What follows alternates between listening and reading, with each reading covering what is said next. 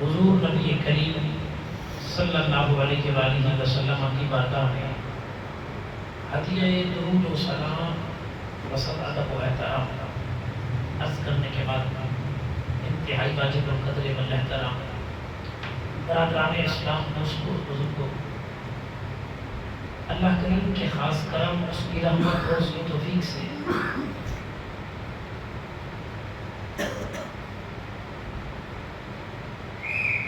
ایثار ثواب کے سلسلہ میں بڑی 11ویں شریف کی نسبت سے آج کی یہ بابرکت محفل پاک آپ کی اس جامع مسجد علی المرتضیٰ کے اندر انعقاد پذیر ہے۔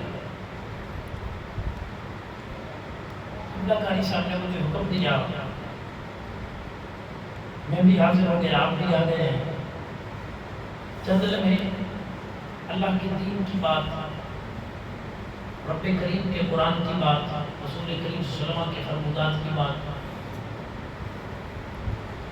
شریعت کے احکامات سننے اور سنانے ہیں۔ میری دعا ہے اللہ پاک قاری صاحب کی نگرانی میں آپ کا یہ جملہ انتظام و انصرام کرنا، ہم سب کا حاضر ہونا، سننا اور سنانا، کریم رب سب کی حاضری اپنی پاک بارگاہ میں قبول کرنا، آمین۔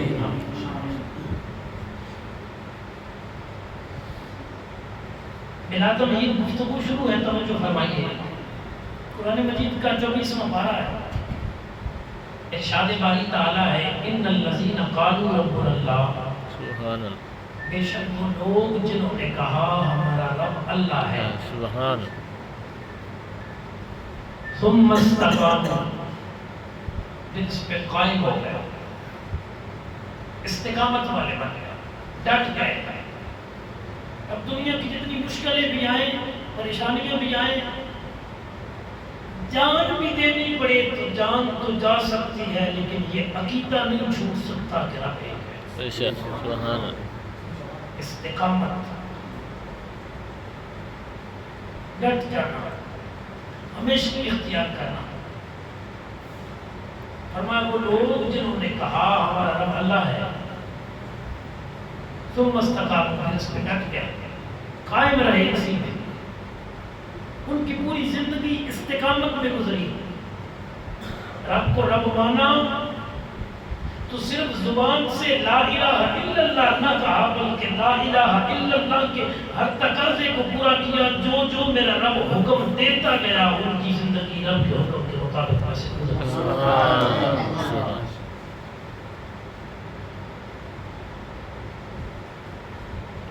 اب ان کا معاملہ کیا ہوگا؟ جنہوں نے یہ کہا ہمارا رب اللہ ہے، تو پھر اسی پہ پوری زندگی گزری۔ میرا کریم رب فرماتا ہے تتنزل علیہم الملائکہ، ان پر اللہ کے فرشتے نازل ہوتے ہیں، سبحان اللہ، رب کے فرشتے آتے ہیں۔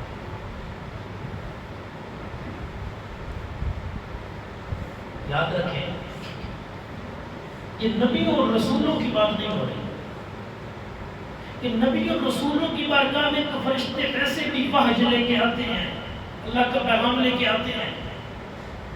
یہ نیک لوگوں کی بات ہو رہی ہے، اور مفسرین نے لکھا ہے یہ فرشتے آئیں گے ان کی موت کے وقت، یہ فرشتے آئیں گے ان کی قبر کے اٹھنے کے وقت، یہ فرشتے آئیں گے ان کے پاس میدان محشر میں۔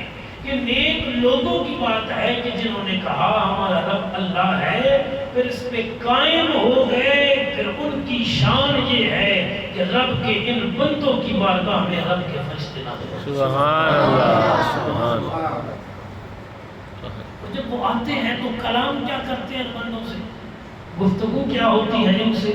اللہ تخافوا ولا تحزنوا، کہ تم پر خوف بھی کوئی نہیں، تم غم زدہ نہیں۔ سبحان اللہ، فرشتے بندوں کو کہہ رہے ہیں، جن بندوں کی زندگیاں اللہ کریم کی عبادت میں، اللہ کے حکم میں گزرتی ہیں، اور ساتھ فرشتے بشارت بھی دیتے ہیں وَأَبْشِرُوا بِالْجَنَّةِ، یہ تمہیں جنت کی خوشخبری ہے۔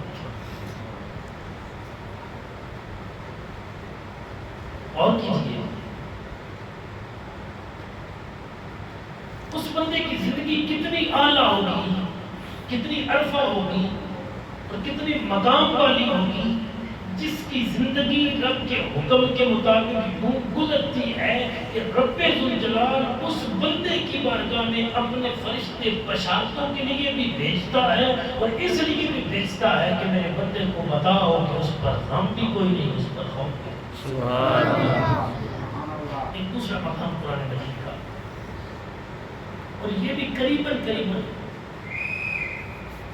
اسی سے ملتا جلتا موضوع ہے اس آیت ہے، یا ایتھا النفس المطمئنہ ارجعی الی ربک راضیۃ مرضیہ، اے نفس مطمئنہ لوٹ اپنے پالنے والے کی طرف، اپنے رب کی طرف لوٹ۔ کس حال میں؟ راضیۃ مرضیہ، کہ تیرا رب تجھ سے راضی ہو گیا، تو اپنے رب سے راضی۔ بندہ مومن کے وصال کا وقت آتا ہے، اس وقت اللہ کریم کی طرف سے یہ پیغام آتا ہے، ارجعی الی ربک، لوٹ اپنے رب کی طرف۔ عموماً جنازہ ہو، عقیقتی ہو تو آپ اعلان سنتے ہیں، فلاں من فلاں انتقال کر گیا، یہ جنازہ ہوتا، اور آخر میں کیا کہتے ہیں؟ اِنَّا لِلَّهِ وَإِنَّا إِلَيْهِ راجعون۔ اس کا معنی یہ اِنَّا لِلَّهِ، ہم اللہ ہی کے ہیں، وَإِنَّا إِلَيْهِ، اور ہم نے اسی کی طرف جانا ہے، راجعون، لوٹ کر۔ سارے بندوں نے رب کی طرف لوٹ کے جانا ہے، جانا سب نے ہے رب کی طرف لوٹ کے۔ کسی کو دنیا والے ہندوؤں کی طرح لکڑیوں میں رکھ کے جلا کے بیچتے ہیں، کسی کو دنیا والے عیسائیوں کی طرح رسمیں پوری کر کے بیچتے ہیں، اور کسی کو محمد عربی کے غلام غسل کروا کے، کفن پہنا کے، خوشبوئیں لگا کے، جنازہ پڑھا کے، درود پڑھتے ہوئے قبر کے حوالے۔ سبحان اللہ، جانا سب نے اسی کی جانا ہے۔ میرا رب فرماتا ہے قرآن حکیم میں، کیف تکفرون باللہ وکنتم امواتا فاحیاکم ثم یمیتکم ثم یحییکم ثم الیہ ترجعون۔ تم کیسے اپنے رب کا انکار کر سکتے ہو؟ کیسے اپنے اللہ کا انکار کر سکتے ہو؟ وکنتم امواتا، تم تو مردہ تھے، فاحیاکم، اس نے تمہیں زندگی دی، ثم یمیتکم، پھر تمہیں مارے گا، ثم یحییکم، پھر تمہیں زندہ کرے گا، ثم الیہ ترجعون، پھر تم نے لوٹ کر اسی کی طرف لوٹ کے جانا ادھر ہی ہے۔ لیکن ایک ہے بندے کا جانا اور ایک ہے رب کا بلانا، ارجعی الی ربک، آپ اپنے رب کی طرف جاتے سارے ہیں۔ اور مرتا ہے تو اللہ پاک کی طرف بھی جاتے ہیں، عالم برزخ کی طرف بھی جاتے ہیں، دنیا والے سارے اگلے جہان ہی جاتے ہیں، لیکن کوئی جاتا ہے ڈرتے ڈرتے، کوئی جاتا ہے گناہ ساتھ لے کے، کوئی جاتا ہے کہ قبر میں فرشتے آئیں گے، پتہ چلے گا پھر میرا حال کیا ہے، اور کوئی اس حال میں جا رہا ہوتا ہے کہ ابھی روح نکل رہی ہوتی ہے اور خطاب خدا ہو رہا ہوتا ہے اس بندے سے، ارجعی الی ربک، آجا اپنے پالنے والے سبحان اللہ، لوٹ آؤ، راضیۃ مرضیہ، اس حال میں کہ تیرا رب تجھ سے راضی، تو اس سے راضی۔ سبحان اللہ، اب جسے یہ بشارت یہیں پہ مل جائے مرنے سے پہلے دنیا میں کہ تیرا رب تجھ سے راضی، تو رب سے راضی، اسے پھر قبر کا خوف ہوگا، اسے پھر حشر کا خوف ہوگا۔ جی اللہ اکبر کبیرہ، توجہ کیجیے، تو اللہ پاک اپنے بندے سے یہ خطاب کرتا ہے، کلام فرماتا ہے، اس کے فرشتے اس کا پیغام لے کے آتے ہیں، اللہ اپنی شان کے مطابق القاء کرتا ہے اس بندے کی ذہن میں، بندے تیرا وقت ہو گیا تیاری کر، بندے کو پتہ چل جائے میرے رب کا بلاوا اس حال میں آیا ہے کہ وہ مجھ پہ راضی ہے، خوشی ہوگی یا کوئی ہو بے شک۔ حضرت بلال بن رباح حبشی مؤذن رسول، حضرت بلال رضی اللہ تعالی عنہ آپ کے وصال مبارکہ کا جب وقت آیا تو آپ کی گھر والی رو رہی تھی اور آپ مسکرا رہے تھے، تو بیوی نے کہا بلال ہم سے جدائی کا وقت ہے، تیری موت کے لمحے قریب ہیں، اور بلال آپ خوش ہو رہے ہیں؟